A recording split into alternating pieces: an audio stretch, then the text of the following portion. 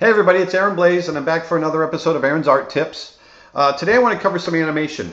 And recently I did a tiny little 3-second short piece of animation for a character design course that I'm putting together. The course will be done in the next couple of months. It's taken me a while. But what I'm doing is I'm designing characters. I'll be taking you through my process and then doing some animation and just kind of taking you through the whole character design process that I've done with Disney over the years. And so as I was doing this, as I finished this piece of animation, I noticed one thing that I might want to put out. Well, I do want to put out there, and it's something that I see a lot of younger animators, a lot of people in school. It's a mistake that I see them make, and I thought maybe I could kind of nip it in the bud right here and show you guys kind of what I do, and that is making sure you get shape change, especially in dialogue, in facial stuff, but you can get shape change in body and all kinds of stuff in broader animation. Today I'm going to focus on face. So often I'll see, like model sheets, for instance, when someone puts together, they come up with a character design and they're going to show a whole bunch of expressions on a sheet of paper. And so I'll see a whole bunch of heads, all the same character, and you see all the big expressions and tight expressions and tight, mouth closed and angry and happy. And you see all these expressions, but you won't see, a lot of times they won't change the shape of the head. And that's something that gets missed a lot. And sometimes it's because the animator or the artist is thinking so much about getting the expression, they're thinking about all that structure underneath, all the stuff that you can stretch and pull and squash to get those expressions to read even better. Okay, so I've prepared a little piece of dialogue. It's a scene that I animated actually a few days ago. I was sitting with my son and my daughter with us on doing Skype, and my son likes to do impersonations, so he did a little George Takei, and it was really funny. So he goes, "Oh my." And I can't do it as well as he does, but so I recorded him and decided I wanted to animate this lion to it. So I'm going to play you the dialogue. Oh my. Oh my. Oh my.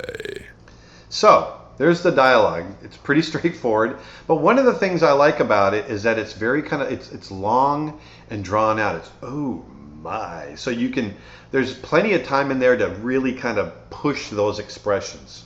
All right. So I'm going to jump to, let's just jump right here. I'm going to turn this guy on. So here's my lion character that I designed for this shot. And I'm trying to get him into the attitude that I can hear in the dialogue. Now, this is what I would see a lot of students do. So let me go back and forth. There's the O. Oh, oh, oh. But if you look, okay, I can feel him saying "oh," and you can see a little bit of his eyes opening and his brow going up. Oh, oh.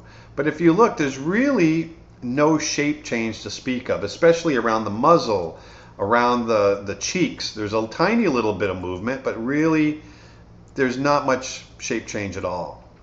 And that's the example that I'm trying to say here. Even with big open mouths, I'll see people do the same thing. And so let me show you what I did on the other rough version. I'll turn this off. I'm going to turn this one on. So once again, we're starting with the same drawing, but now watch how I change the shape of the head. Oh, oh, now you can really feel that. Oh. And what I'm doing is I'm incorporating stretch and squash. I want that head to move, to be pliable. Now, at the same time, even though I'm stretching things, there's certain things that I'm going to leave that I'm going to leave rigid, and other parts I'm going to make really stretchy. For instance, if you look at the nose, because I'm thinking about our nose, there's a structure under there, there's bone.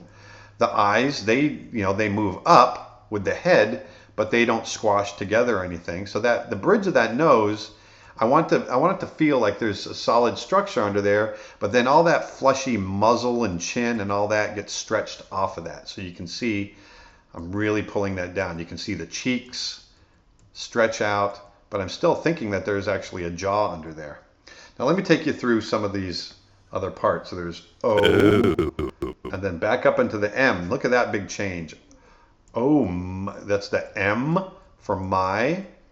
And then watch when we go to the ah for my. Oh ma. See the big change? I'm going to turn that sound off. There we go. So here, because I want it to be a more open mouth, ah, my, I didn't stretch the outside quite as much like I did in here. If you look how thin I made the face. But also look, notice how I'm not changing the volumes. And the volumes meaning, you know, the volume of the head, the muzzle, all of that, none of that is changing. I'm just stretching it or squashing it, okay? Even right up to, you know, the bags under the eyes, I'm pulling them down. You can see that gets pulled down. The eyelids, everything. I'm thinking about how everything is going to be affected. And that all affects the overall shape. And it makes your animation much more dynamic. And then as he goes I just decided to have that jaw kind of rotate into place. So that if I play the very rough version, which is what you see now, if I play that, Oh my. even though there's only a few drawings, there's Oh only 8 my. drawings, or sorry, 7 drawings. Oh my. But you can get a sense of that animation. Oh my. And so I make sure that when I'm at this rough stage, Oh my. I'm really listening to the dialogue, I'm thinking about acting, I'm thinking about expression, but I'm also thinking about getting shape change, make things dynamic.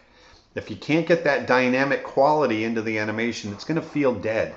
And so I make sure that, and you can see I got very kind of scribbly in this rough stage, so that becomes the framework for me to redraw over the top. And so you can see up here along the top, I've got some new drawings. And that's what I did on top. So I'm going to turn these back up. Boop, boop. Turn that up.